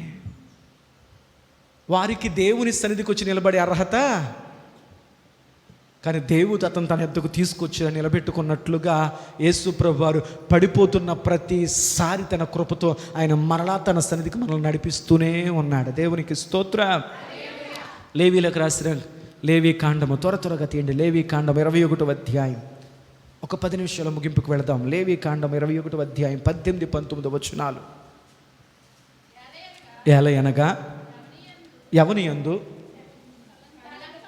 జాగ్రత్తగా విందాం. ఏలయనగా ఎవని యందు కలంకముండునో వాడు, జాగ్రత్తగానండి, గుడ్డివాడే కానీ, మెఫీబోషెత్తు అనుభవం, కుంటివాడే కానీ, ఇంకా ముక్కిడివాడే కానీ, విపరీతమైన అంటే ఇంకా ఎక్స్ట్రా అవయవాలు ఉంటాయి కదా, అలాంటి విపరీతమైన అవయవములు గలవాడే కానీ, కాళ్ళైనను చెయ్యైనను విరిగిన వాడే కానీ, గూనివాడే కానీ, గుజ్జువాడే కానీ, కంటిలో పువ్వు గలిగిన వాడే కానీ, గజ్జి గలివని వాడే కానీ, గలిగిన వాడే కానీ, నలిగిన వాడే కానీ దేవుని సన్నిధికి సమీపముగా కూడా రాకూడదు. కొన్ని మాటలు చెప్పాడు దేవుడు. అలాంటి వ్యక్తులు దేవుని సన్నిధికి, దేవుని ప్రత్యక్ష గుడారానికి, దేవుని సముఖానికి దగ్గరకు కూడా రాకూడదు. ఇప్పుడు చెప్పండి, రాజుగారి దగ్గరకు కూడా రాకూడదు ఎవరో? మెఫీబోషెత్తు. దేవుని దగ్గరకు కూడా రాకూడదు వీళ్ళు ఎవరో? ఆత్మీయ గుడ్డివాళ్ళు, ఆత్మీయ జీవితంలో కుంటివాళ్ళు. కుంటివాళ్ళు అంటే తెలుసు కదా, వారు చూచుదురు కానీ వారు గ్రహింపుకుందురు, వారు విందురు కానీ వారు. దేవుని దగ్గరికి వస్తారు, వాక్యం చదువుతారు, ప్రార్థన చేస్తారు, కానీ బయటికి వెళ్ళిన తర్వాత వాళ్ళకి నచ్చినట్లే, వారి ఇష్టాల ప్రకారమే, వాళ్ళ ఆలోచనల ప్రకారమే బ్రతుకుతారు. వీళ్ళందరూ ఆత్మీయ గుడ్డివాళ్ళు, ఆత్మీయ కుంటివాళ్ళు. ఎందుకంటే వీళ్ళ ప్రార్థనలో దేవుళ్ళు నిలకడగా నిలబడరు. ఈ వారం వచ్చేవారు మొత్తం రాదో డౌటు. ఏ రోజు ఎక్కడుంటుందో హాజరు తెలియదు. దేవునికి స్తోత్రం. ఆదివారం చర్చిలో హాజరేయించుకుంటారు, వచ్చే ఆదివారం ఎక్కడ హాజరేయించుకుంటారో తెలియదు. నిలబడలేనిది ఆత్మీయ కుంటితనం. అమ్మ వాక్యాన్ని ఎదురుగా పెట్టి చూపిస్తున్నాను. వీరెవ్వరూ దేవుని సన్నిధిలో నిలబడడానికి రాకూడదు. అలాంటి మనలను బలపరచడానికి ఆయన కుంటి వాళ్లకు, గుడ్డి వాళ్లకు, మోగ వాళ్లకు, చెవిటి వాళ్లకు, అంగహీనులకు స్వస్థతనిచ్చి నిలబెట్టడానికి యేసయ్య వచ్చాడు. ఆమెను చెప్పండి. ఎవరైతే దేవుని సన్నిధికి రాకూడదని వాక్యములో ఉందో, యేసు ప్రభువే తానే వాళ్ళ దగ్గరికి వెళ్ళి వాళ్ళకి ఏవేవైతే అవయవ లోపాలు ఉన్నాయో వాటన్నింటినీ స్వస్థపరిచాడు. దగ్గరకు రాకూడని వారి దగ్గరికి యేసయ్య వెళ్ళాడు. దగ్గరకు లానేని వాడు తన దగ్గరకు చేర్చుకున్నాడు దావీదు గారు. ముగించేస్తున్నాను. యోనాతాను భయపడుతూ దావీదు మహారాజు వైపు చూస్తున్నప్పుడు యోనాతానుతో దావీదు మహారాజు ఈ మాటలు చెప్తున్నాడు, కరుణ కలిగిన ఈ మాటలు చెప్తున్నాడు. చూడండి, అప్పుడు చూడండి 6వ వచనం. సౌలు కుమారుడైన యోనాతానుకు పుట్టిన మెఫీబోషెతు దావీదు యొద్దకు వచ్చి సాగిలపడి నమస్కారము చేయగా. నిజం చెప్పండి అమ్మా, నిజం చెప్పండి. ఒకవేళ పరిస్థితులన్నీ చక్కగా ఉండి, సౌలు గారు దేవుడు మాట చక్కగా వింటి, దేవుని ఆత్మ సౌలు మీదే ఉండి, సౌలు గారి తర్వాత యోనాతాను రాజు అయ్యుండి, యోనాతాను గారి యొక్క యువరాజుగా ఈ మెఫీబోషెతు ఉంటే దావీదు ఎక్కడున్నాడు? మెఫీబోషెతు ఎక్కడున్నాడు? దావీదు సాష్టాంగపడి నమస్కారం చేతుడు, మెఫీబోషెతు ఇలా నిలబడుదురు. జీవితంలో కొన్ని నిర్ణయాలు కొన్ని తప్పటడుగులు భవిష్యత్ తరాలను సైతం కోలుకోలేని గాయాల వైపు తీసుకువెళతాయి. సౌలు కుటుంబమే మనకు ఆధారము. దేవునికి స్తోత్రం. సౌలు చేసిన పెద్ద తప్పు ఏంటండి? ఏమీ లేదు, దేవుణ్ణి నిర్లక్ష్యం చేశాడు. కొంతమంది ఈరోజు ఆదివారం ప్రార్థన, ఏం వెళ్తాంలే, మన పనులు చక్క పెట్టుకుందాం, ప్రార్థన ఏముంది, దేవుడే ఉంది, పాస్టర్ గారే ఉంది, సంఘం ఏముంది, ముందు మనం. లేదు, మనం అనేది ఎప్పుడు మనం నిలబెట్టలేదు. దేవునికి స్తోత్రం. జరిగింది చూద్దాం, ముందుకు వెళ్దామా. దావీదు మెఫీబోషెతు అని అతన్ని పిలిచినప్పుడు అతడు, చిత్తము నీ దాసునుడైన నేను ఉన్నానని దేవునికి స్తోత్రం. పేరు పెట్టి పిలిచాడు. నా దేవుడు మనల్ని పేరు పెట్టి పిలవగలిగినాడు. ఇదిగో నిన్నే, ఇదిగో అనేవాడు కాదు. సమూయేలు, సౌలా, అబ్రామా. దేవుడు పేరు పెట్టి పిలవగలిగిన వాడు. ఆమేన్ చెప్పండి. హల్లెలూయా. కులాన్ని బట్టో, గోత్రాన్ని బట్టో, రూపాన్ని బట్టో, చదువును బట్టో, నీ పనులను బట్టో కాదు దేవుడు గుర్తుపట్టగలిసింది, నీ పేరును బట్టే నేను గుర్తుపడతాడు. దేవునికి స్తోత్రం. ఏ పేరును బట్టి? ఇదిగో తన రక్తముతో కడగబడిన తర్వాత ప్రజ్ఞ ప్రకారం ఆయన తన ప్రజలకు తన నూతనమైన పేరును పెట్టాడు. దేవునికి స్తోత్రం. రెండు త్వరగా ముందుకు వెళ్ళిపోదాం. అందుకు దావీదు, నీవు భయపడొద్దు. అతని మానసికంగా సిద్ధపరుస్తూ, ఓ యోనాతాను, నీ మనసులో ఎన్ని రకాల ఆలోచనలు, ఎన్ని రకాల భయాలు, ఎంతగా నువ్వు దుడుకుతనంతో భయపడుతున్నావో నాకు అర్థమవుతుంది. కనుక యోనాతాను, నువ్వు ఏమాత్రము నేను చెప్తున్నాను, భయపడొద్దు. పాపములో మగ్గుతున్న మానవ జాతికి పరలోకము నుంచి వచ్చినటువంటి మొదటి మాట భయపడకుడి. గాబ్రియల్ దూత మరియమ్మ దగ్గరకు వచ్చి చెప్పిన మొదటి మాట భయపడకు. గొర్రెల కాపరులకు దేవదూత చెప్పిన మొదటి మాట భయపడకుడి. నశించిపోతున్న మానవునికి పరలోకం నుంచి వచ్చినటువంటి మొదటి వార్త యేసయ్య పుడతాడు. రెండో మాట, మొదటి మాట ఏంటి? భయపడొద్దు. తర్వాత యేసయ్య వార్త చెప్పారు. దావీదు గారు కూడా యోనాతానుకి తాను ఎందుకు పిలిపించానో చెప్పడానికి ముందుగా యోనాతాను అంటున్నారు, యోనాతాను ముందు భయపడొద్దు. ఆమెను చెప్పండి. దేవుని మందిరానికి వచ్చేవాడికి భయం ఉండదు. వాక్యం ఉంటుంది, నీతిమంతులు సింహము వలె ధైర్యముగా ఉందరు. దేవుడు శక్తియు ప్రేమయు ఇంద్రియ నిగ్రహము గల ఆత్మను దేవుడు మనకు అనుగ్రహించాను, కానీ దేవుడు పిరికితనము కలిగిన ఆత్మను దేవుడు మనకి ఇవ్వలేదు. సాతానుడు ఒక విశ్వాసం మీద వాడే బాణము ఏవేవో కాదు, ఒక చిన్న బాణం, భయము. ఎలా జరుగుతుందో, ఎలా అవుతుందో, ఏమవుతుందో, ఏం జరుగుతుందో, ఈ భయములోనే నీ మనస్సు దేవుడి నుంచి కాస్త ఆ భయము ద్వారా సాతాను యొక్క గ్రిప్పులోకి వెళ్ళిపోద్ది. నీ మానసిక స్థితి కృంగుదల్లోకి వెళ్ళిపోతావు. జరిగింది ఏంటంటే, యోనాతానుతో ఆ యొక్క మెఫీబోషెతుతో రాజు అయిన దావీదు గారు అంటున్నారు, భయపడొద్దు. నీ తండ్రి అయిన యోనాతాను నిమిత్తము నిజముగా నేను నీకు ఉపకారము చెబుతాను. నీకు నేను చేసేది ఏంటి తెలుసా? నెంబర్ 1 గుర్తుపెట్టుకో. ఈరోజు నీకు ఏమైనా ఆస్తుందా? లేదండి. ఒకప్పుడు మా నాన్నగారు తాతగారు బతుకున్నప్పుడు మా చుట్టూ చుట్టాలండి, బంధువులండి, లేనిపోని బాంధవ్యాలండి. ఒరే బాబు, నేను నీకు ఫలానా తాతనే, ఫలానా మామనే, ఫలానా ఫలానా ఫలానా ఫలానా మా అధికారాన్ని చూసి, మా డబ్బును చూసి ఎప్పుడు మాకు లేనిపోని బంధువులు అందరూ ఉండేవారండి మా చుట్టూ. ఎప్పుడు మా తాత, ఎప్పుడు మా తండ్రి చనిపోయారు, మా బంధువులందరూ వెళ్ళిపోతూ నాకు రావాల్సిందంతా పట్టుకుపోయారు. నేను చిన్నోడిని కదా, నేను ప్రాణం కాపాడుకునే నేను బ్రతుకుతుంటే ఇదే అనుకూలంగా ఉండి నా పక్షాన్ని నిలబడిసిన నా వాళ్ళందరూ కూడా నాకు సంబంధించినటువంటి భూములన్నీ వాళ్ళు పట్టుకుపోయారండి. నేను బతుకున్నానో తిన్నానో లేదో మా బంధువులు పట్టించుకున్నవాడు ఈరోజుకి ఒక్కడు కూడా లేడు. అప్పుడు దావీదు అన్నాడు, మీ సౌలైనటువంటి మీ తాత ఉన్నాడు కదా మహారాజు, అతడు బ్రతికుండగా ఎంత పొలము, ఎంత భూమి, ఎంత ఆస్తి ఉందో యోనాతాన కుమారుడగు మెఫీబోషెతు అదంతా నీకు ఇచ్చేస్తున్నాను, తీసుకో అన్నాడు. దేవునికి స్తోత్రం. ఏమన్నాడు? ఏ భూమినైతే కోల్పోయావో, ఏ రక్షణ అయితే కోల్పోయావో, ఏదని వరములో ఏ ఆశీర్వాదమును, ఏ రక్షణను, ఏ మహిమను కోల్పోయావో యేసుప్రభు అంటున్నాడు, ఇదిగో యోనాతానా, నా ముందు నువ్వు నిలబడ్డావు కనుక, నా కృప కొరకు నువ్వు వచ్చావు కనుక నేను చెప్తున్నాను, ఏదని తోటలో ఏదైతే కోల్పోయావు, ఇదిగో ఆ పరలోకపు మహిమ మరల నా ద్వారా నీకు ఇస్తున్నాను. మనిషికి యేసయ్య ద్వారా మరలా మనకు ఆ మహిమ వచ్చింది. దావీదు ద్వారా యోనాతాను కుమారుడు మెఫీబోషెతుకు తన తాత సంపాదించినటువంటి భూమంతటిని మరలా దావీదు గారు యోనాతానికి ఇచ్చారు. దేవునికి స్తోత్ర. త్వరగా చదవనా. మరియు రెండో మాట అన్నాడు, రెండవది నీ భూమి నీకు ఇచ్చి పంపించాను. నీకు ఇచ్చే రెండో మాట ఏంటి తెలుసా? నీవు సదాకాలము నా భోజన బల్ల దగ్గర కూర్చొని నాతో పోటే భోజనం చేయుదువు. దేవునికి స్తోత్రం చెప్పండి. హల్లెలూయా, హల్లెలూయా. సదాకాలము నువ్వు బ్రతుకున్నంత కాలము ఇదిగో నీ రాత మార్చేస్తున్నాను, నీ బతుకును మార్చేస్తున్నాను. ఇక నువ్వు పేదవాడివి కాదు, నువ్వు ఇక ఏమాత్రమో ఆకలితో ఉండాల్సిన పని లేదు. ఇదిగో మీ తాతగారైన సౌలు బతుకున్నప్పుడు ఉన్నటువంటి యావదాస్తి నీకు ఇప్పిస్తున్నాను. రెండవది రాజరిక స్థితి నీకు ఇస్తున్నాను. దేవునికి స్తోత్రం. ఈ పొలము పుట్ట రావడం వల్ల తను ధనవంతుడే అయ్యాడు. కానీ రాజుగారితో భోజనం చేస్తూ రాజుగారి ఇంట్లోనే ఉంటూ రాజకుటుంబికుడిగా మారాడు. దేవునికి స్తోత్రం. అందుకే భక్తుడు అంటాడు దేవుని వాక్యములో, చీకటిలో నుంచి ఆయన ఆశ్చర్యకరముకు తన మలుగులకు మలిపించినటువంటి గుణాశన పరిచయ నిమిత్తమై మనమే ఏర్పరచబడిన వారము, యాజకులము, రాజరికము కలిగిన వారము, దేవుని సొత్తైన ప్రజలము. దేవునికి స్తోత్రం.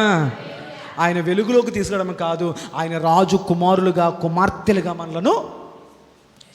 నువ్వు చిరకాలము నా భోజన పళ్ళ దగ్గరే నువ్వు భోజనం చేస్తావయ్యా అని చెబితే ఊహించినటువంటి గొప్ప స్థితిని చూసి ఈ యొక్క మెఫీబోషెత్ ఏమన్నాడు చూడండి. 8వ వచనంలో, అతడు నమస్కరించి చచ్చిన కుక్క వంటి వాడినైనటువంటి నా ఎడల నువ్వు దయ చూపుటకు నేనెంతటి వాడినయ్యా. దేవునికి స్తోత్రం. హల్లెలూయా. ఏమన్నాడు? యోనాతానుకు తన బ్రతుకేంటో తెలుసు. యోనాతానుకు దావీదు దయ చూపకపోతే తన బ్రతుకేంటో తెలుసు. అయ్యా, చచ్చిన కుక్కలాంటి ఉన్నయ్యా. ఒకప్పుడు రాజుగారు మనవనేమో, గతం అయిపోయింది. ఈరోజు నా బ్రతుకు చచ్చిన కుక్కలాంటి ఉన్నయ్యా. నా మీద దయ చూపుటకు నేనెంతటి వాడిని. దావీదు అన్నాడు, ఊరికి నేను మీద దయ చూపించలేదు. నేను నీ మీద దయ చూపించడానికి కారణం ఏంటి తెలుసా? నా మీద ఇంకొక ఆయన దయ చూపించాడు. దేవునికి స్తోత్రం. 7:27 అధ్యాయం 2 సమూయేలు 7వ అధ్యాయం 28వ వచనం. 27:28 యెహోవా నా ప్రభువా, నేను దయచేదునని నీవు నీ దాసులకు సెలవిచ్చి ఉన్నావే. నీవు దేవుడవు గనుక నీ మాట సత్యము. దయచేసి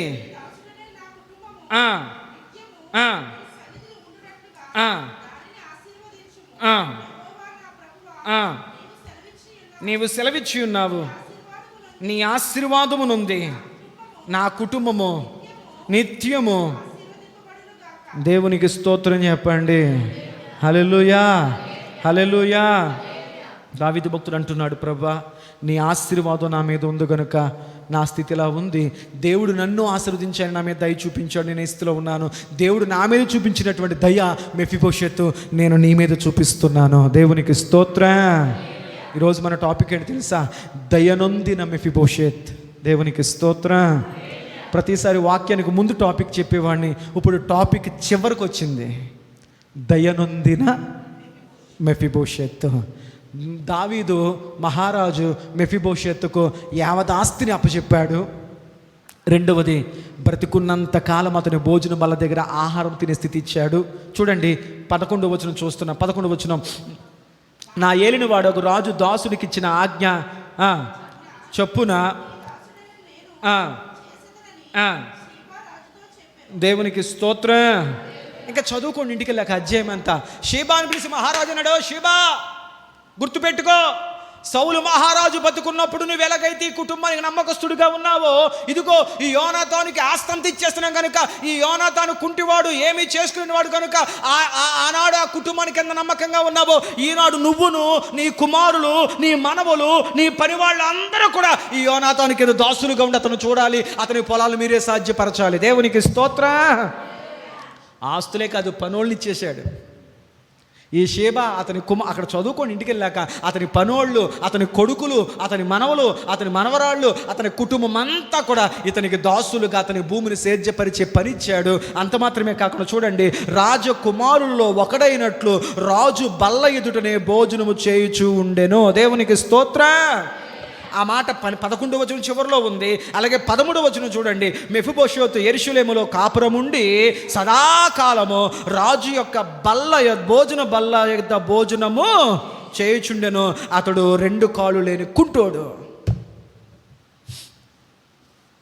మనిషి ఎచ్చుపెచ్చు. సంతోషం వచ్చిందనుకో వరాల కొమ్మరించేస్తాడు. ఒరే సాయంత్రం రారా మొత్తం మొత్తం మొత్తం అంటాడు. సాయంత్రం వచ్చాక ఆవేశాలు అన్నానే అంటారు, ఎత్తానేంటి అంటారు. మనసు మారిపోద్ది, నిర్ణయం మారిపోద్ది, మాట మారిపోద్ది, పద్ధతి మారిపోద్ది. కానీ దావీదు మహారాజు మెఫీబోషెతుకు జీవమగల దేవుని మీద ఆనా అని ఏదైతే మాట ఇచ్చాడో ఆ మాటను యోనాతానును బట్టి బ్రతుకున్నంత కాలము రాజుగారి భోజన బల్ల పక్కన రాజు కుమారులలో ఒకడైనట్లు, అబ్షాలోము కంటే మిగతా కుమారులకు అందరికంటే ఎక్కువైన వాడిగా ఈ యొక్క కుంటివాడగు మెఫీబోషెతును పక్కన కూర్చోబెట్టుకుని గోరుముద్దలు పెడుతూ దావీదు రాజకుమారుడిగా పెట్టాడు. దేవునికి స్తోత్రం. ఒకనాడు మెఫీబోషెతు స్థితి ఏంటి? అన్నీ ఉన్నవాడు ఏ స్థితికి వెళ్ళిపోయాడు? ఏమీ లేని దీన స్థితికి వెళ్ళాడు. మళ్ళీ దావీదు ఏ స్థితి తీసుకొచ్చాడు? ఒకనొకప్పుడు యోధుని తోటలో మన స్థితి ఏంటి? అన్నీ ఉన్నాయి. మనిషి పాపం ఏ స్థితికి తీసుకొచ్చింది? అన్నిటినీ పతన స్థితి తీసుకొచ్చింది. మరలా యేసు ప్రభువు ద్వారా ఏ స్థితికి వచ్చామంటే ఆయన భోజన బల్ల మీద ఆయన శరీరమును, ఆయన రక్తమును సదాకాలం తినే స్థితికి వచ్చాం. దేవునికి స్తోత్రం. మెఫీబోషెతు దావీదు యొక్క భోజన బల్ల మీద ఆహారం తిన్నాడు. ఈరోజు మెఫీబోషెతుగా ఉన్న మనము దేవుని ద్వారా దయ పొందుకున్నాం. మన కోల్పోయిన స్థితిని మనం పొందుకున్నాం. అంత మాత్రమే కాకుండా ఆయనే భోజనంగా మారినటువంటి ఆయన భోజన బల్ల మీద ఆయన రక్త మాంసములో మనము సదాకాలము పాలిభాగస్థులమయ్యాం. మెఫీబోషెతు జీవితమును మార్చిన దేవుడు మన జీవిత స్థితిగతులను మార్చగలిగిన సామర్థ్యము గలవాడు. దేవునికి స్తోత్రం. హల్లెలూయా. ఒక సుదీర్ఘమైన వర్తమానం, ఎన్నో పాఠాలు ఇందులో దాచబడ్డాయి. కాబట్టి దావీదు ఎలాగైతే తాను పొందినటువంటి మేలును ఇతరుల పట్ల కనపరచగలిగాడో, నువ్వు ఎంత ఉన్నత స్థాయిలో దేవుడు దీవిస్తున్నా నీ స్థితిని మర్చిపోకూడదు. నీకంటే దీనవారి పట్ల నువ్వు ఖచ్చితంగా దయను చూపించగలగాలి. అట్టి పాఠాలతో, అట్టి ఆత్మీయ అనుభవాలతో ప్రభు మనల్ని దీవించి మెఫీబోషెతును లేవనెత్తిన దేవుడు మన జీవితాలను కూడా ఉన్నత స్థితిగతుల వైపు దేవుడు లేవనెత్తి దీవించి వర్తిల్ల చేసి ఆయన బల్ల వైపు ప్రభు మనల్ని సమీపిస్తులుగా నడిపించునుగాక. ఈ రోజున మరి కొద్ది నిమిషాలు కొంచెం సునిశ్చితంగా వాక్యాన్ని అర్థం చేసుకుంటూ ధ్యానం